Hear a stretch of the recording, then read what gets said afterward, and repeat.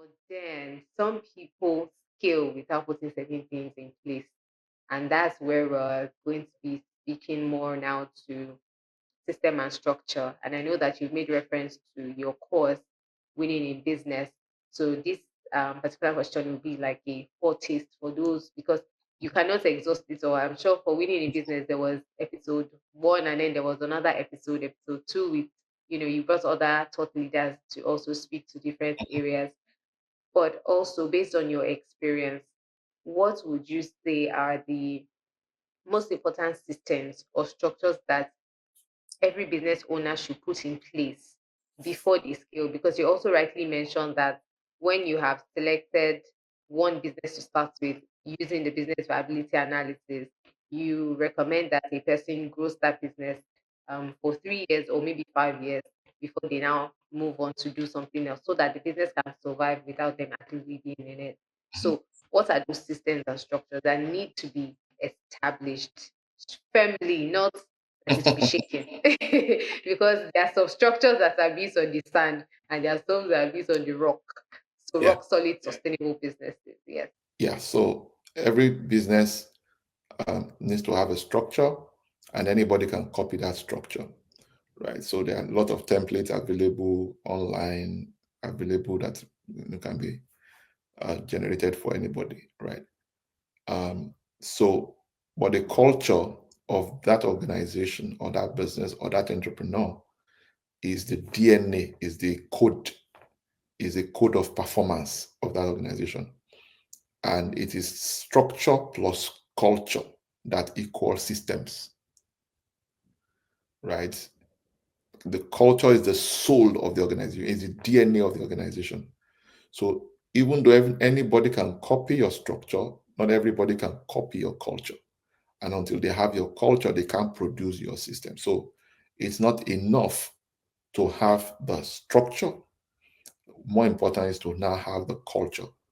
I've consulted for different businesses in my life.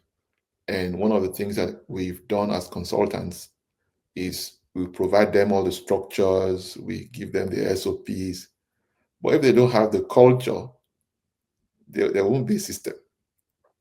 And some of these organizations that I've had the opportunity to consult for, some, what they really want is somebody that can come and introduce that culture, right?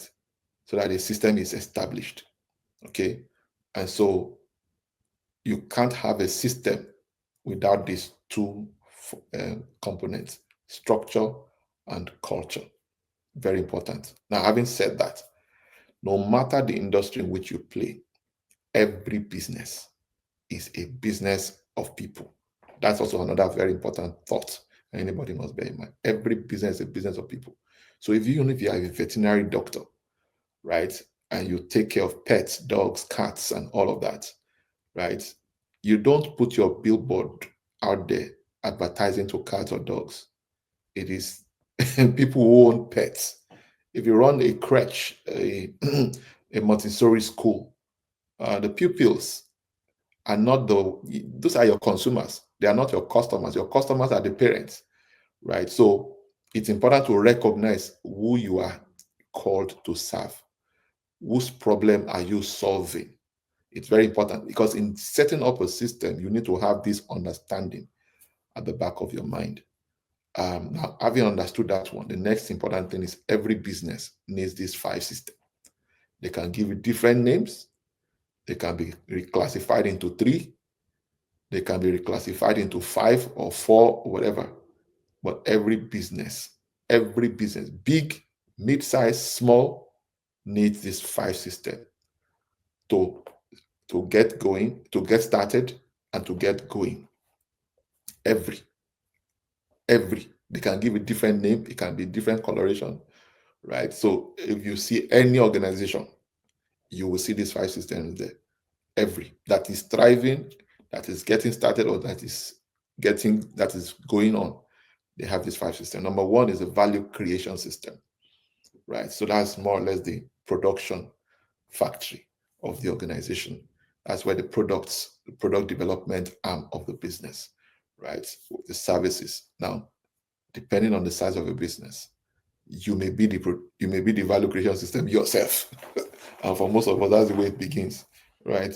And then that's the way it may even be for a long time. All right. Um, so that is one. So value creation system.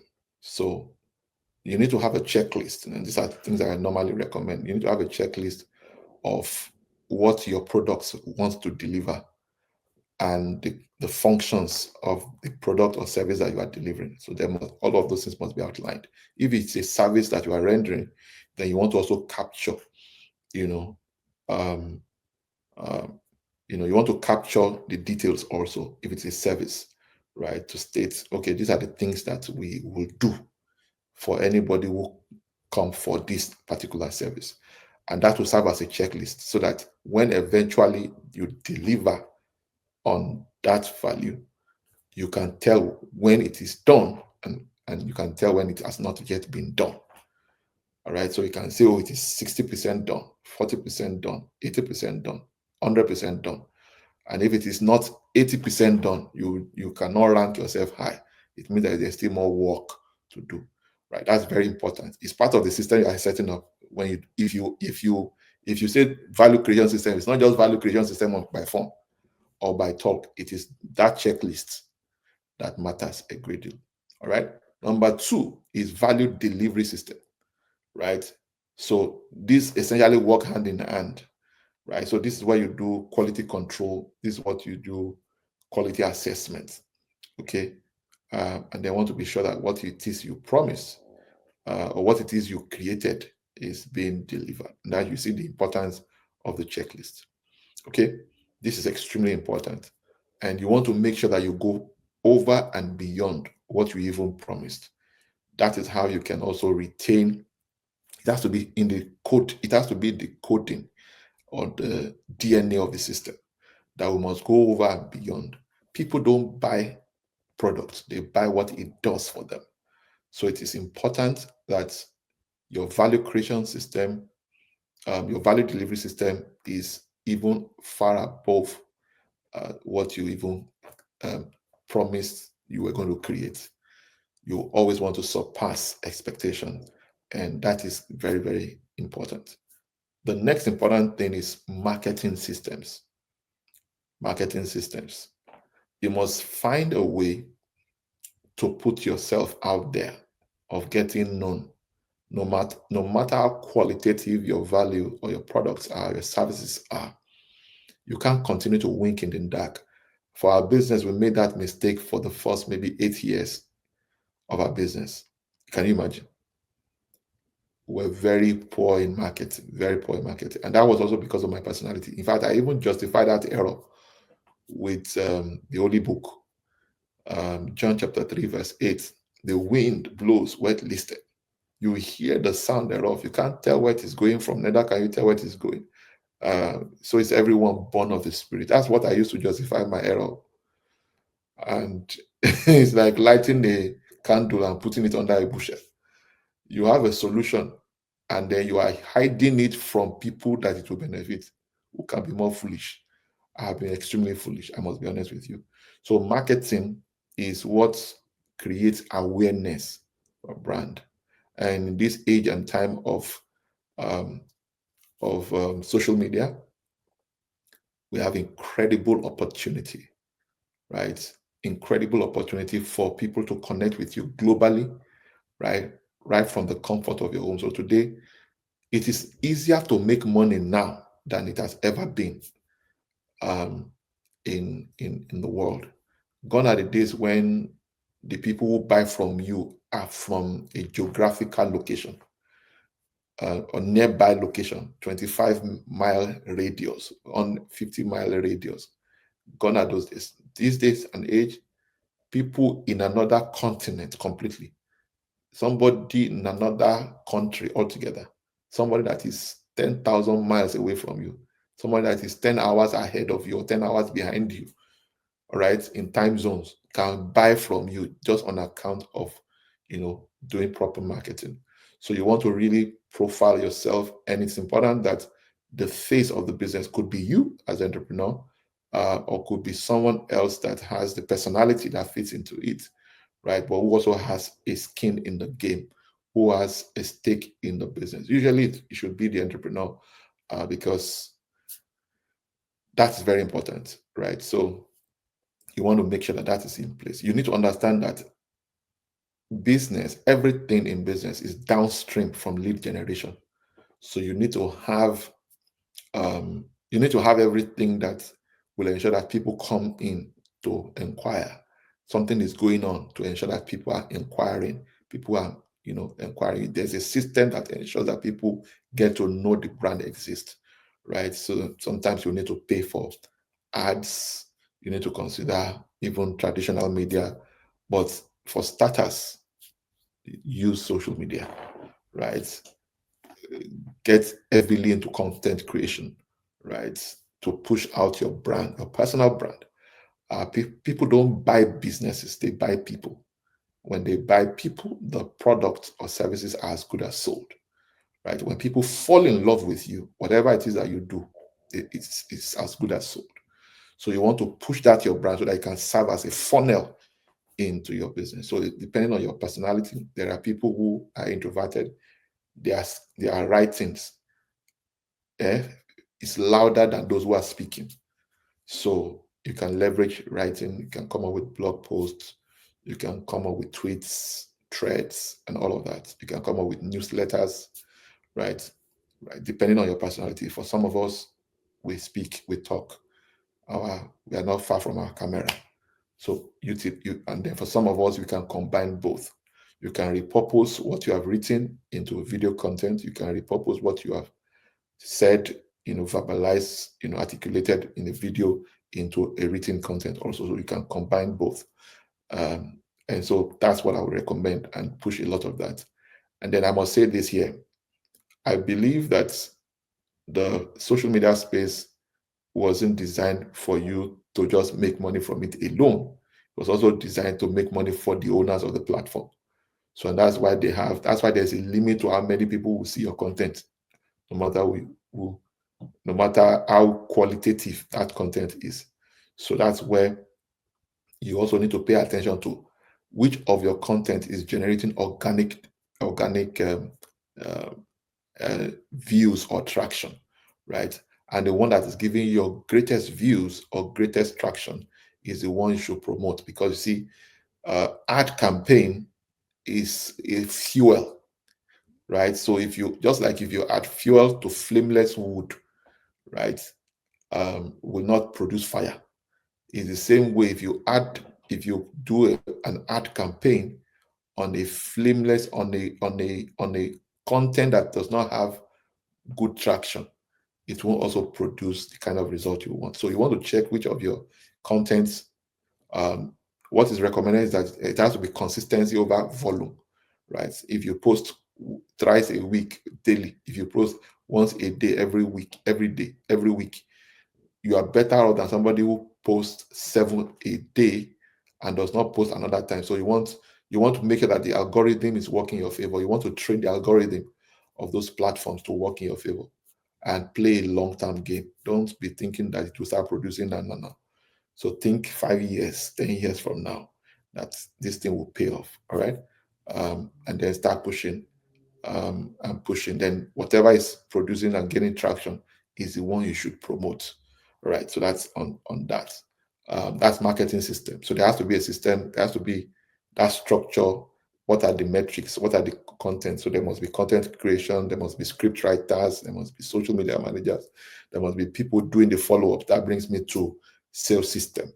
So all the leads you have generated, you have garnered from marketing systems, and then the sales system is the one that converts it into cash, right? They convert it into paying customers. So convert leads, right, to paying customers. Before I move further into the sales system, maybe I should mention this. I'm sure that this is going to add value to people who are listening. We've done all sorts of things in the course of our business.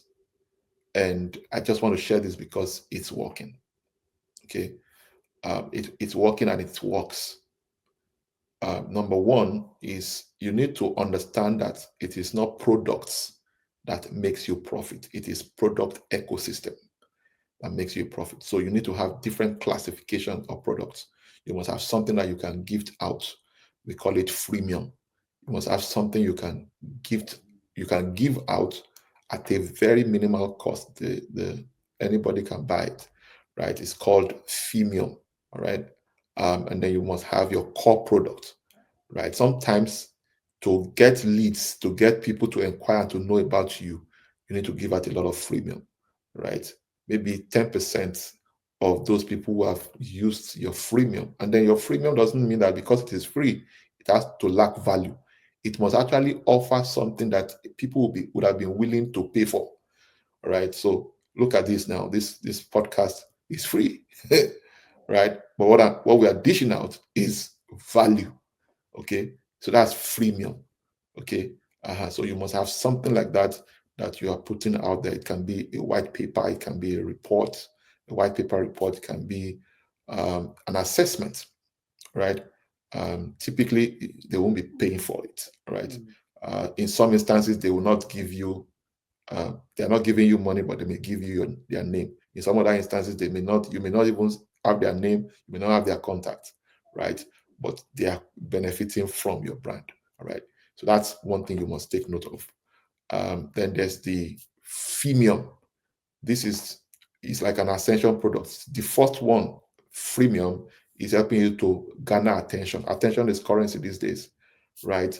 Um, but the freemium is helping you to build trust. It's helping you to establish credibility and authority, right? That you are good in this thing, right? So I won't be able to go into the details. If you attend some of my paid programs, you will hear the meat of it. So I don't want to start giving too much illustrations here because of our time. And then, of course, you now have your core of our core product, right? That's the one we call premium. So you can have it in different grades, just like business class, first class, business class, economy, all right? Or premium economy. You can have premium economy. You can have first class, business class, premium economy, then economy. So it can be in 4 grades. It can be gold, it can be platinum, gold, bronze, silver. Do you get the point I'm making? So that can be the classification of your core offer. But usually the people, so this gives you a sense of the pipeline through which people get into buying your product. You would notice the trend that the people who buy your product are mostly likely going to be people who have either experienced, you know, experienced your freemium or your freemium before they buy your offer. In some other instances, part of the things you want to put in place is you may need to create a referral system or affiliate system where people will introduce business to you. It's also part of the funnel, it's part of the system that you are creating for your market so that there's always somebody making inquiries, there's always money flowing. If your marketing is not effective, your business is going to collapse. All right.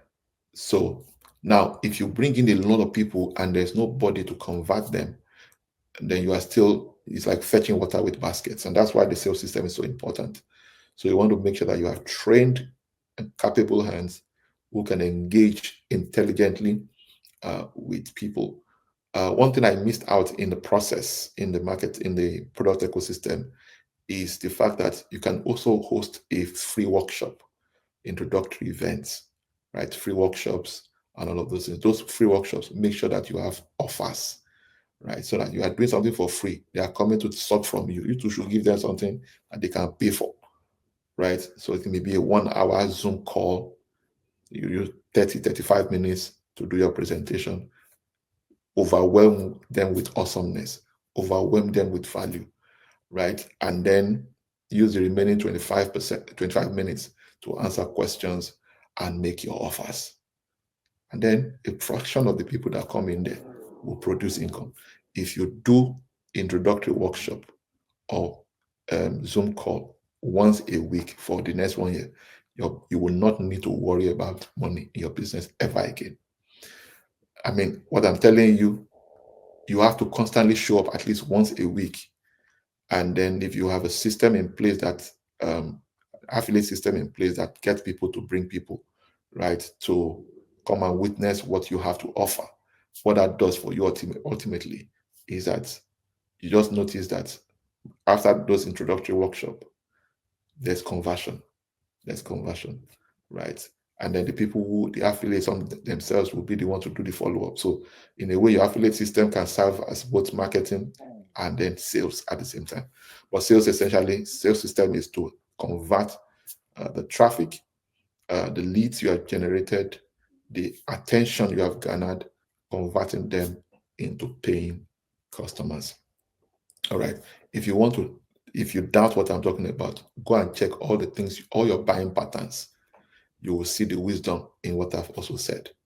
And then the fourth type of product that you also see in the product ecosystem is the optimum, right? That is like a continuity offer that helps to maintain standard, the standard you have sold, right, to your customers who have bought your core offerings, so you want that to be in place. And then it's usually on a recurring arrangement. So that's how you can establish cash flow.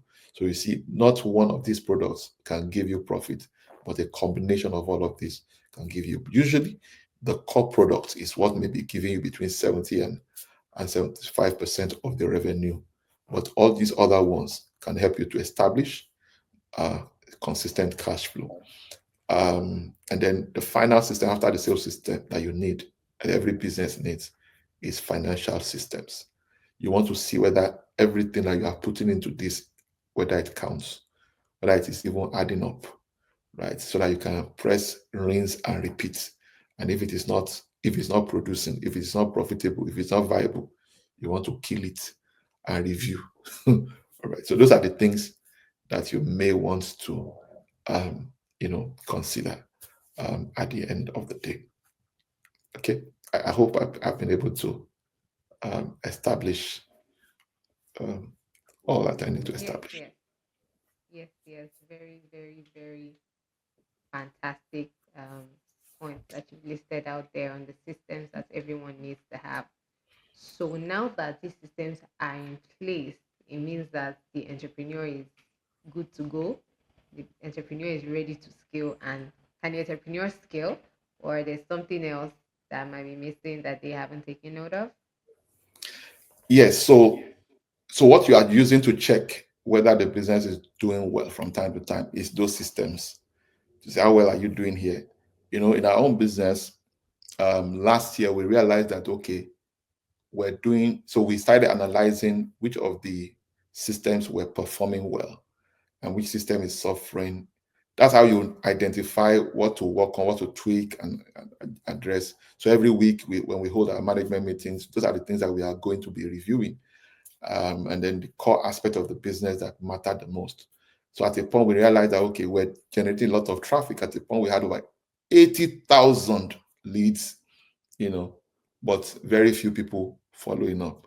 We say, our sales system is troubled. Do you get the point I'm making?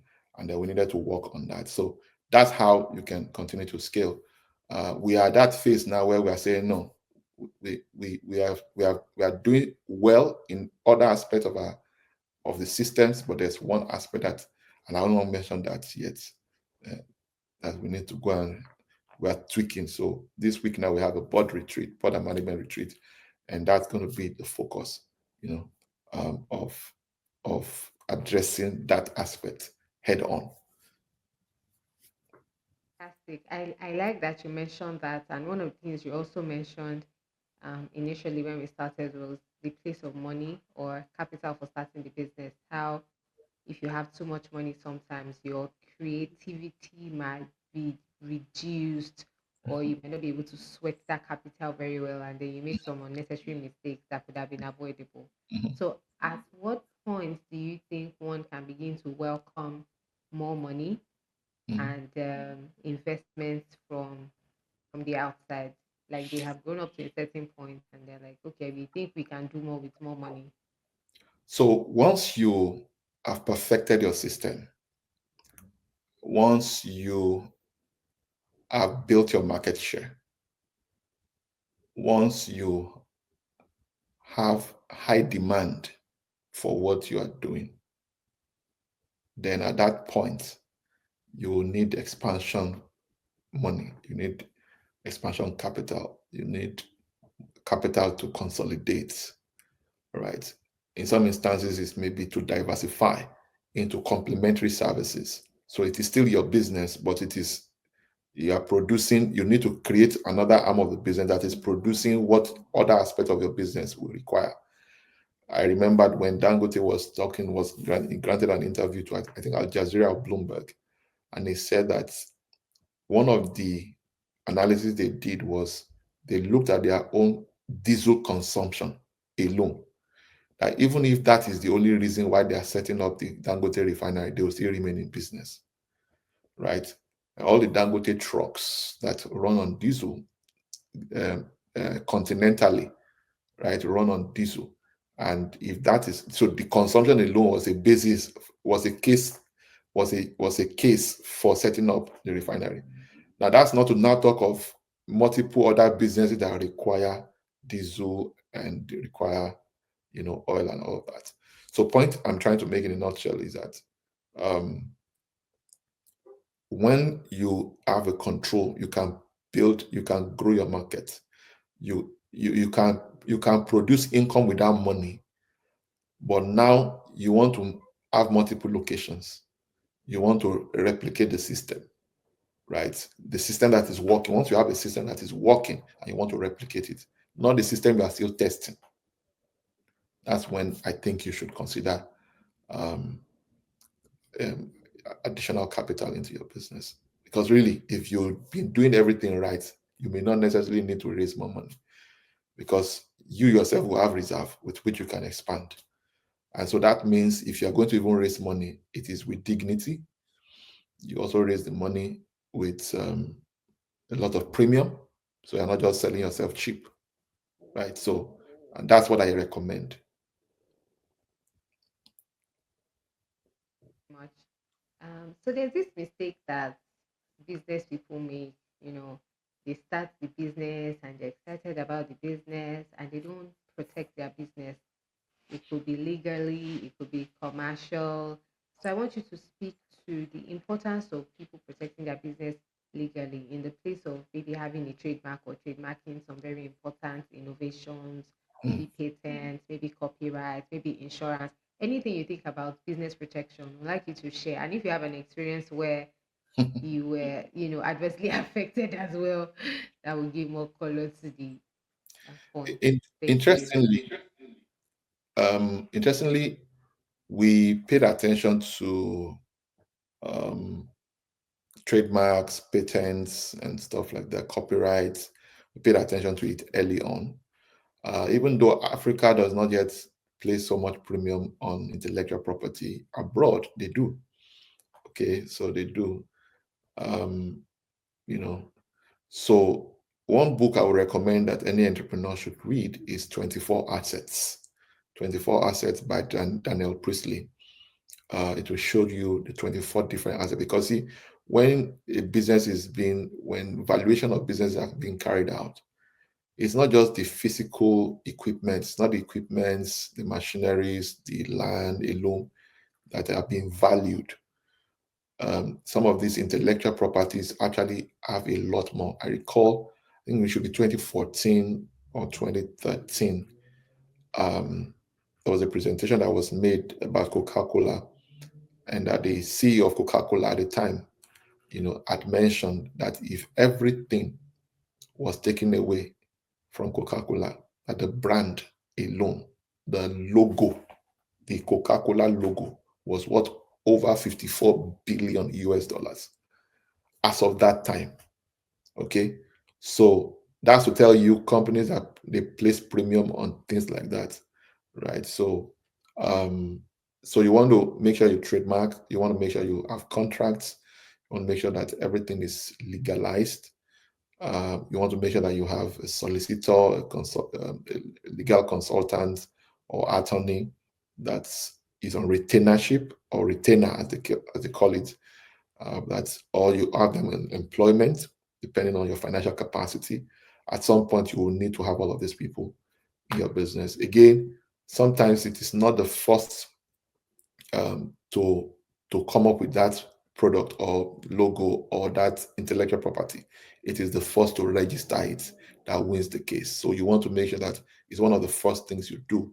And sometimes because of money, people don't do these things. But we've made it a point of duty that anything that it is that we produce is registered. Anything that we trademark it sharp, sharp. We don't waste time. We don't waste time at all.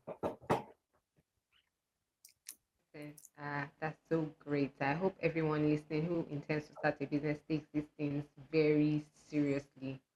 Trademark your ideas or your patents or your copyright, your work, your logo, anything, your artistry, your intellectual property, because you never know when you would need it. And you don't prepare for battle in the war front. You prepare before battle Mhm. comes.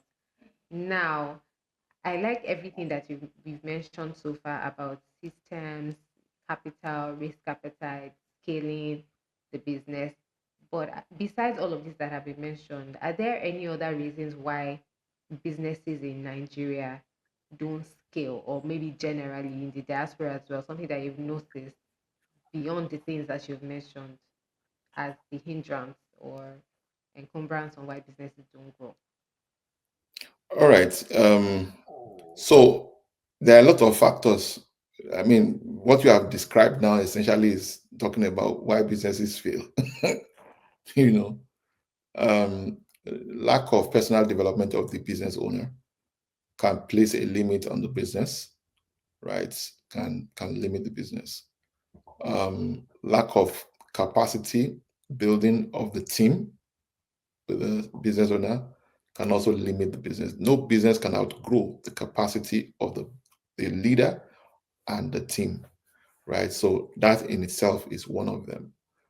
Number two is lack of structures and systems. You don't build around people, you build around systems. People only drive the systems. And what ensures repeatability and predictability in any business, right, is the systems, right? I know sometimes people just want to be spontaneous. I'm a very spontaneous person, but I'm guided with rules and principles. Okay, and that's what every business also requires.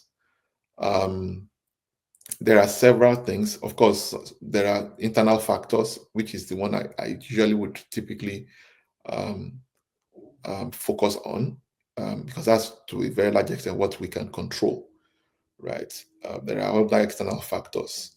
There's regulatory risk, right? There's political risk. There is, environmental risk. There are several other forms of risks that every business is predisposed to that can kill such businesses. But if you control the things you have power to control, everything else that is outside of your control will eventually align. That's what I've noticed again and again. So you want to make sure that the aspect of your business um, that has to do with your own internal structure systems. What is your hiring process? Hiring is one of the biggest investment you will ever make in your business. So it's always advised that you hire right, right? You don't hire people because you just like them. Don't hire people because they come from your tribe or from your race or they came from your hometown. You hire people because they are bringing something to the table. People development is also very critical. Sometimes when a business starts, you may not have the financial might to be able to hire the best. All right. And so, the way we say it those days is if the preferable is not available, the available becomes preferable. And that's the way majority of our businesses started out. But at some point you realize that, well, you now need to begin to grow those people. And then if they don't have the capacity for growth or development, then you ease them out, right? And there are some who have demonstrated. I mean, in our own company, we are so fortunate. I'll be honest with you, we're so fortunate that we have had people. Of course, we have had people leave too. It's not like we are we are perfect in that sense. Okay, so we've had people who come and people have left, so it's not any big thing. Which is why you need a system, because people come, people go, but your system must remain, your culture must remain, your structure must remain, right? And that's what ensures stability and predictability in the system, in the business, so that when people come, they know that okay, in this company, every 28th or every 25th, our salary is paid. This happens by the end of the year. This happens. They all this normally. So when they know that okay, this has been the pattern. So when anybody is joining the system, it is not what you are teaching them. It is what other people are telling them that is forming the organization. It is what they are observing that is forming the organization. So that's part of the things. I can go on and on. Stealing from the business can kill a business, right? Both by the employees of the organization or the owner of the business themselves, right? Because sometimes you are as the owner of the business, you are just the chop, just the chop, chop, chop, chop, chop. No, you are not, no, just this, you are a spendthrift. Both company money and your money is the same. That's not how to grow, right? We're not talking about legitimate expenses that has to grow or help the business to scale or annex new opportunities. That's not what we're talking about. And there are monies that you also spend that you are testing the waters that may not necessarily go the way you anticipated. And that's not what we're talking about. We're talking about you want to pay children's school fees. You are using business money. You want to prepare soup, business money. As how? Company's check and your check is the same. You are carrying everything up and down, no checks and balances, no records, nothing. Those are the things that kill businesses, right? Um, I can go on and on, but I think I should allow you to come with more questions. If you attend my financial, what do you call it now, winning in business, or subscribe to the course, you get a lot more. Yeah. I like that you mentioned all of these points that you mentioned.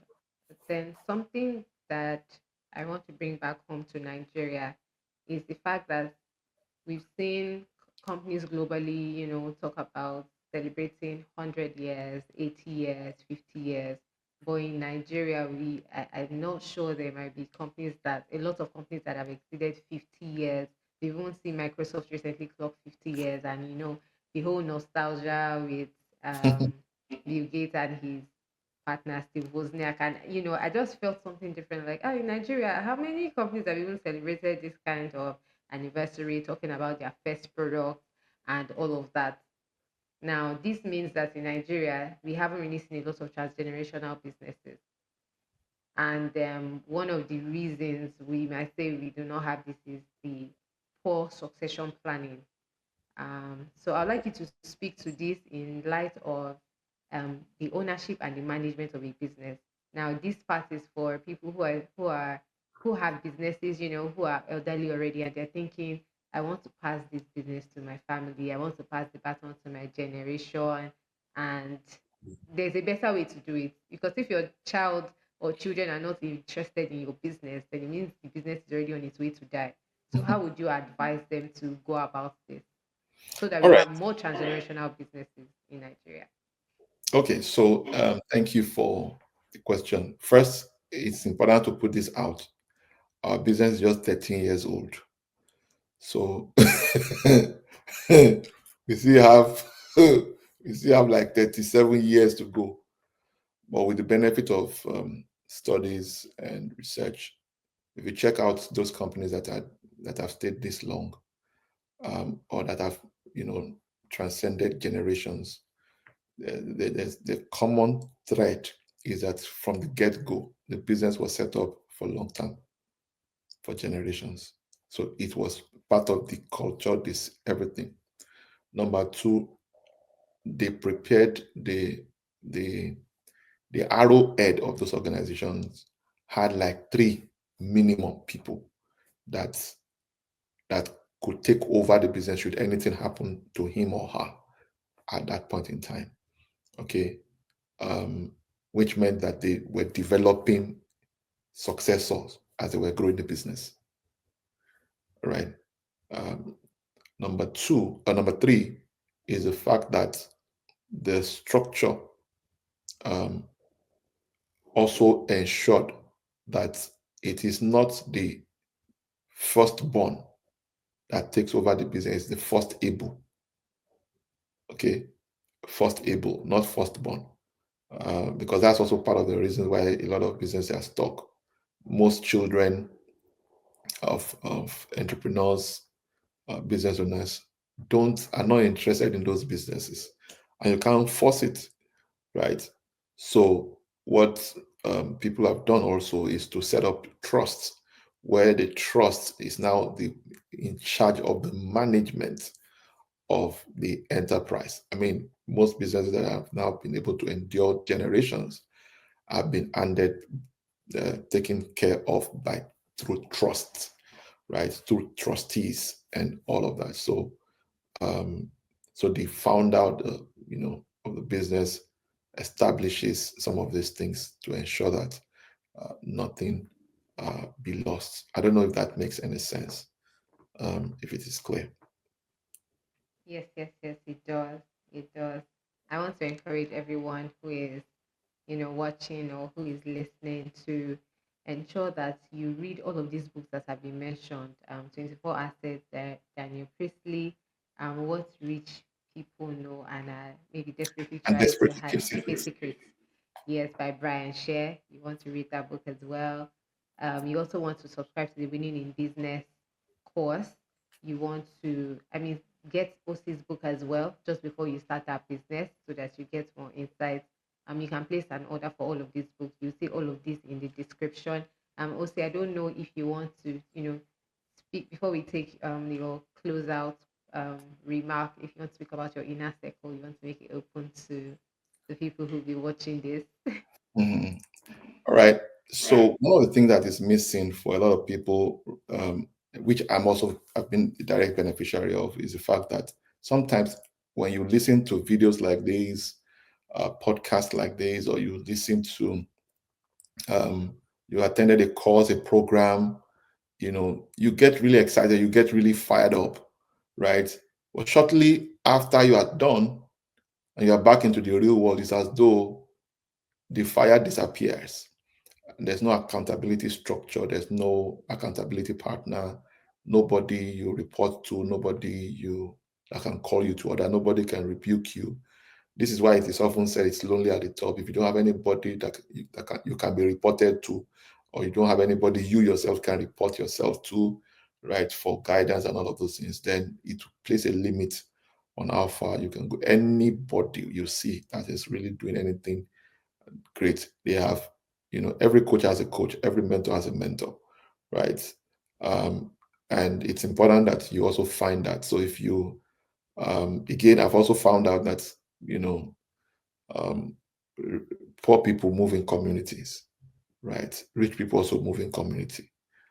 So the question is which community you belong to, right? So the inner circle is it's an exclusive package, it's an exclusive program where entrepreneurs ask me questions. I'm able to provide them group coaching. They have access to me directly, uh, personally, and then you once you enroll, you automatic, you know, um, your spouse is also automatically a member of the inner circle.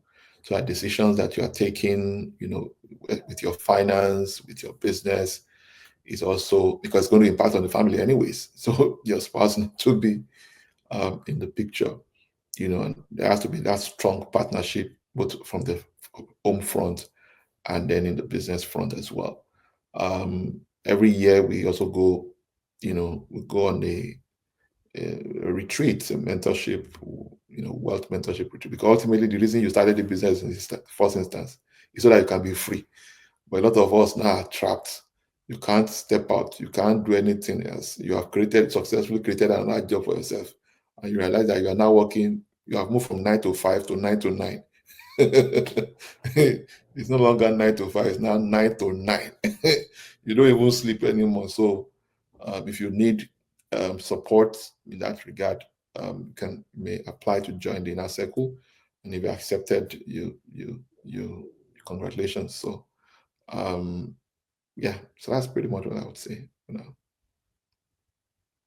So there are some people who have, started business and then the business has crashed and the founders or the entrepreneurs are like, you know what, I'm no longer interested. I'm not doing this again. Do you have any words, some sort of encouragement for them, just to bring that fire up again? Or is there a program that you're looking to start for, employers or Oh my I'm goodness. sorry, founders who have, you know, lost the fire, how to bring back that fire, maybe a boot camp, just to reassess or an evaluation of the reason why their businesses failed and helping them to start again. So thank you very much, Stella. You have a way of asking all these questions. Sometimes people may think that we prepared together, we rehearsed these questions. This question that you're asking me, I don't, even me, I'm not prepared for them. But let me tell you this: all of us have failed at something, but there's a difference between failure as a person and failure as an event. When failure as an event becomes failure as a person, you have really failed. You have really thrown in the towel. All of us have failed at something at one point or the other. We've had setbacks, we've suffered setbacks. One of the things that catalyzes our and revives us back to life most of the time is usually our why. Right? You see, there are some of us that we don't need alarm clock to wake up. We know what we are chasing after. We know what is chasing after us, right? And there are those of us who also, because of there's what we call, we talk peer pressure. Uh, Generally, we talk about peer pressure generally, but it's not all peer pressure that is negative. Some peer pressure are positive, that sets you on fire. There's a type of community you belong to. You can't settle for less. You can't say you are tired. When they think, okay, I just gave an example. Somebody lost $2 million in a transaction years ago when our company has not even seen $200,000. And the guy was smiling when he was talking about it. How would that not spark my fire? Right? So you want to choose your community. See, who you follow determines what follows you. Right? I will tell you this: don't follow people who are just telling you all success. That one too can demotivate you. That one can make you feel like you have offended God, right? But work with people who they will tell you the truth. They will tell you their failures, and they will tell you their successes as well.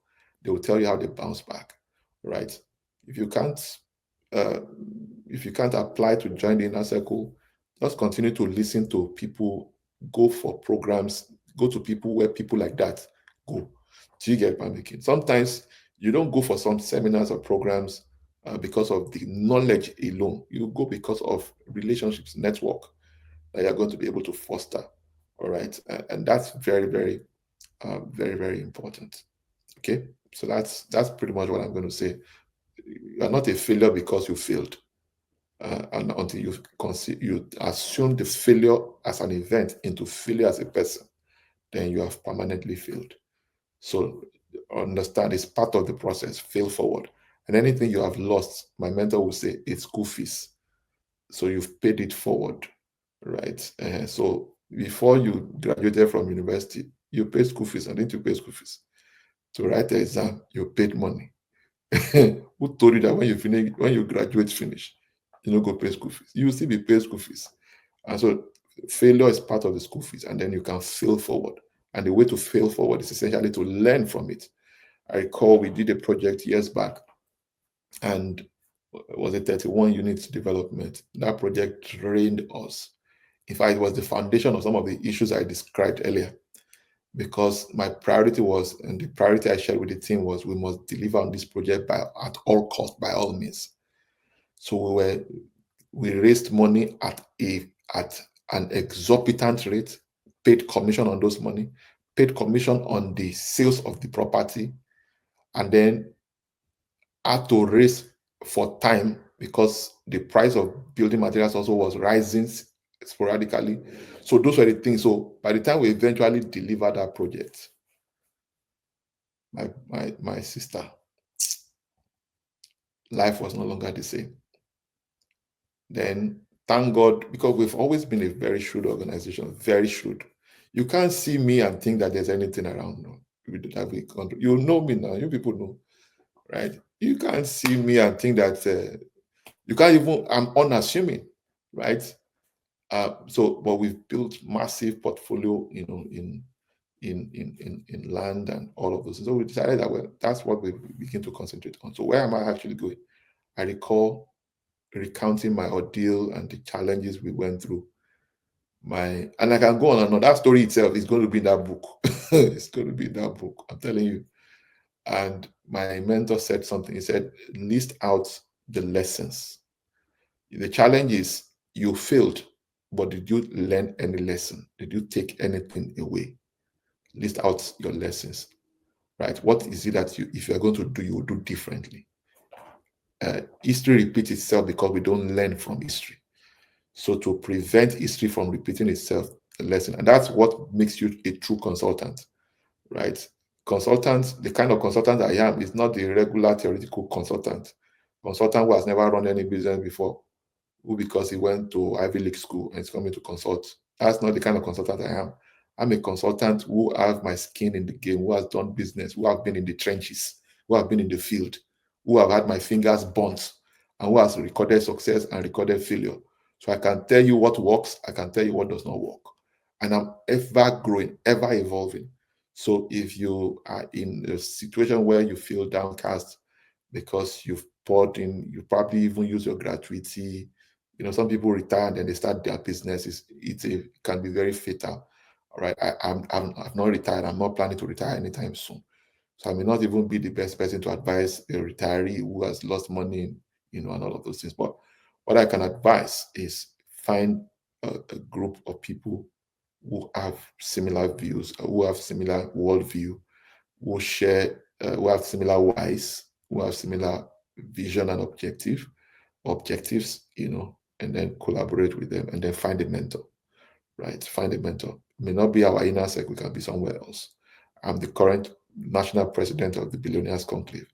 And most times people don't realize that it's not all of us who are in the Billionaires Conclave that are billionaires, but all of us who are in the Billionaires Conclave, so many of them already have the mentality of a billionaire because of that association and the community, right? When you see people who are even much younger than yourself, people who are not as smart as yourself, doing some numbers and then generating some kind of results, it has a weight, it inspires you. So sometimes people think, what am I paying for? That's what you are paying for. You are paying for that association. Many of these people, you only see them on TV. Many of these people, you will never meet them not because they are necessarily better than you, but because their work will not even permit it. They have entourage, they have protocol to see them, to get them.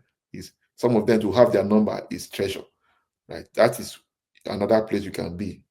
So you can either consider the inner circle or you join the Billionaires Conclave, regardless of where you are anywhere in the world.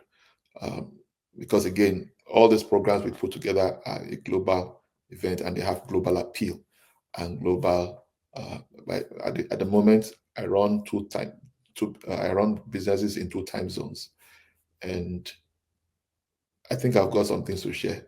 For those who are in diaspora, you have a lot to derive also because I can go on and on, but time won't permit me to say all the things I would love to say.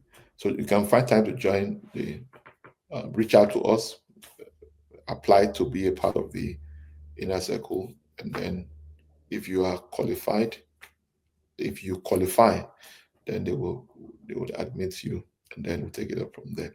Every month, so you have access to global investment opportunities and deal flows, right? So there's something we are planning to do now for the it's going to be for people who want to migrate their businesses. Some people jackpot. So your businesses can migrate. Your business can have footprints in different countries, right? So if you're looking at setting up your own business also um, and grow, then you may also want to consider joining that inner circle because I'm not going to say anything about that here right now. And then, of course, there's global collaborations, business collaborations, and all of that. We don't get to the top; we are brought to the top. The most successful people are not necessarily the smartest. I've seen it time and again. They're just the most resilient, courageous, and then most connected. Right. So Thank you. Thank you very much for that. So I'd like to speak to business as well, but it was from your comments that I realized that I didn't ask this question. It's very important for people who are currently working, who are 9 to 5ers, and they're thinking of starting a business, but they are afraid of just launching directly into the deep. And there are also very moral people who are saying, I don't want to use my employer's time for my business. How do you think they can successfully navigate juggling their 9 to 5 and also trying their hands at the business that they have chosen after the business viability analysis? Fantastic questions. So first is this. Yes, and I love the mindset and the attitude that you don't want to use your employer's time. That's good values, and it's a good seed you are sowing, because ultimately you will reap it when you start yours. Number two is maintain and ensure that your 9 to 5 is dedicated to the employer, but you will now want to begin to look at your 5 to 9 and your leave period, your holidays, your vacation. You want to see how you can maximize those seasons. But to maximize those seasons, you want to make sure that whatever it is you want to launch already meets the criteria that were enumerated in the business viability analysis. But more importantly, you want to make sure that it's something that resonates with you. During the Financial Freedom Challenge we just had, I illustrated something about a Venn diagram um, that talks about the sweet spot, right? Because the sweet spot is essentially where what you are passionate about, what is solving critical problems for people and is generating healthy profit for you overlap, right? So in my own case, when we started out, I was extreme passion and extreme concentration on problem of people. I was not thinking profit. I paid little or no attention to profit. Profit was not even in my equation, right? I just believe that it will come on its own. So what I've now, the me that is talking to you right now is ensuring that those three run side by side. And there's a critical problem that we're solving. There's a healthy profit, and it's something I enjoy doing. You want to be able to answer the question, what is it I will do even if I'm not being paid for it? If you cannot define what it is that you will, I know people will tell you, oh, you can do, is Dangote passionate about salt? Is Dangote passionate about oil, or passionate about sugar and all of those things, flour, spaghetti, noodles and all of those things? Let me tell you this. Without passion, you can't endure hardship. You can't endure adversity. So you need a dose of passion, and it has to be something. So it may not be everything that your business is into. For example, I'm not as passionate about real estate as I'm passionate about seeing people financially free. Real estate, as far as I'm concerned, is just a vehicle, which means whether they buy from me or buy through any other means, as long as they achieve financial freedom, as long as they create wealth and achieve and retain it, mission is accomplished. Do you get the point now? So, and that is my passion. But how do I commercialize it? So, how do I commercialize it? It's exactly why I do what I do. So, you need to find out what is your own sweet spot as well, so that you won't just be passionate about something, but it's not producing healthy profit and it's not solving critical problems. Because until those three overlap in a balanced way and there are no extremes, that's when you really be good. So, that is what you now leverage from your 5 to 9, right? And then your break times. And then the other thing you could consider is to consider a partner, right? Sometimes people who are looking at starting their own businesses sometimes start the business with their spouses, all right? And so your spouse can be the one front doing the business while you are providing the capital, financial capital, because ultimately you don't want, because your children are not going to inherit your job. Even a permanent secretary still does not have a permanent job. So it's important that you want to create a family business.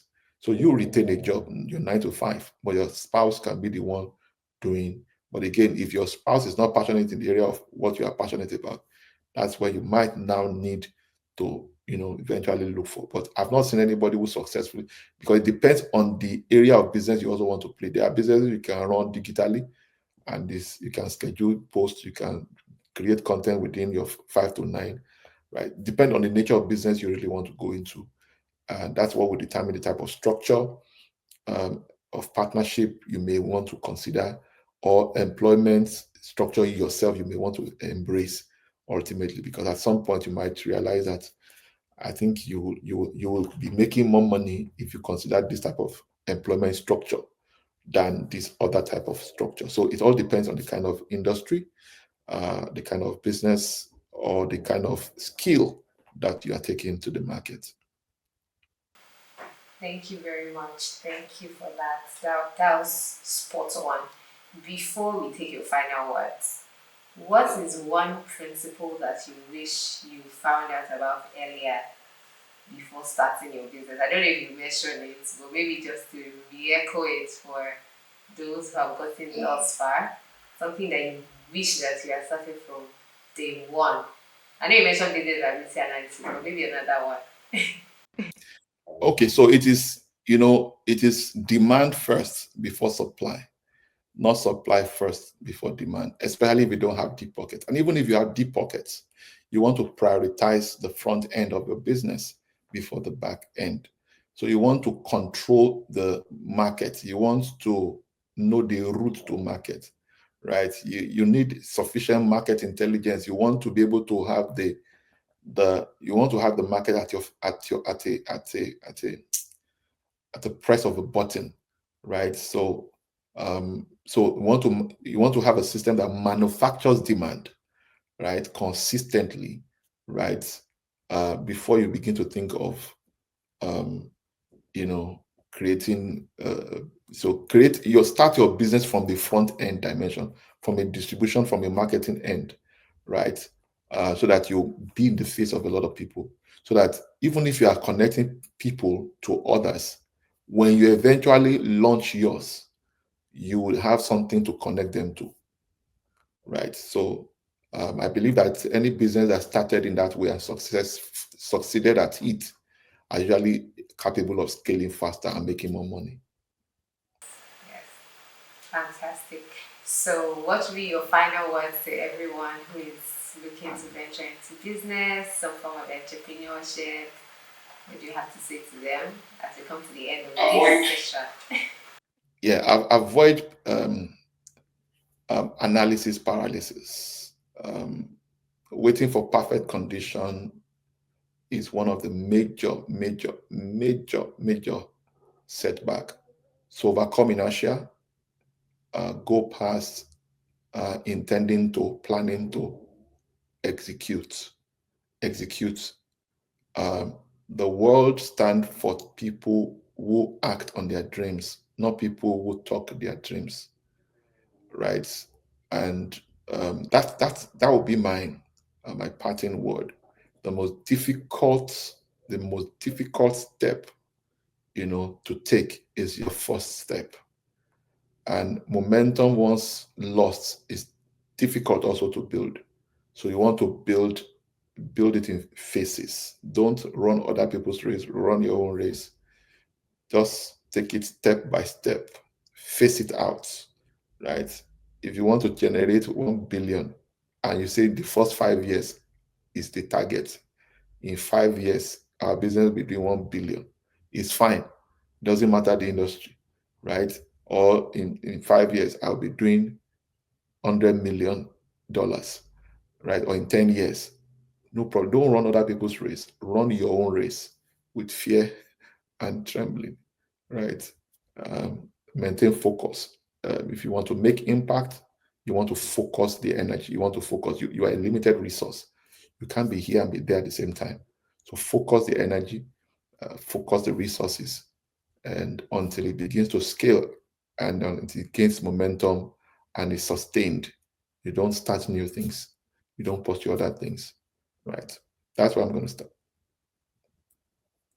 All right, a very big thank you to all of our viewers. Thank you so much for joining us. We trust that you've gotten so much insight already, so much value, the books to read, all of the important, vital descriptions would be here on the post. So make sure you click on it if you want to get the book, you want to get the course, you want to join the inner circle if you've not taken the financial intelligence test. everything will be embedded here in the description. Do well to click on it and subscribe to this channel as well. Turn on your notifications, and in the comment section as well, if there's something you want us to respond to in the Q&A, maybe during a Q&A session, you can put all of your concerns there. We will be happy to address all of it. We trust you've gotten so much value at the Dare2Own podcast, with our focus today on the content pillar of business and entrepreneurship. We look forward to having you join us for the next session. So stay tuned and do well to follow us. I want to say a very big thank you to OC. It's so good to have you share all of these nuggets with us. And like OC said, if you are going to start, we don't start because the conditions are imperfect, right? You go along and then perfect the condition.